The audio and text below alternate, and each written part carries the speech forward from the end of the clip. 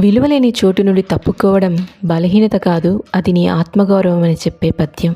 ఒల్లని సతి నొల్లని పతి నొల్లని చెలి కాని విడువ నొల్లని వాడే గొల్లండు కాక ధరలో కొల్లండును గొల్లడవుని గుణమున సుమతి. ఇష్టపడని భార్యను వదిలి వెళ్ళలేనివాడు, గౌరవించని యజమానిని వదిలి వెళ్ళలేనివాడు, తన స్నేహం ఇష్టం లేదని అంటున్న వాడిని కూడా వదిలి వెళ్ళలేనివాడు ఈ ప్రపంచంలో ఉన్న పెద్ద మూర్ఖుడు. ప్రేమ గౌరవం లేని బంధంలో ఉండాలనుకోవడం మూర్ఖత్వం. ఏ husband who refuses to leave a wife who doesn't love him, and a master who shows him no respect, and a person who is unwilling to walk away from someone who does not want their friendship. Are they not foolish in this world? If a person continues to stay in such relationships despite the lack of love, respect or goodwill, that person is considered foolish. In simple terms, it teaches that self-respect and dignity are important, and remaining where you are not valued is unwise. గౌరవం ఎంత ముఖ్యమో ఆత్మగౌరవము అంతే ముఖ్యం. విలువలేని చోట ఉండడం అవివేకం. అంతేనా?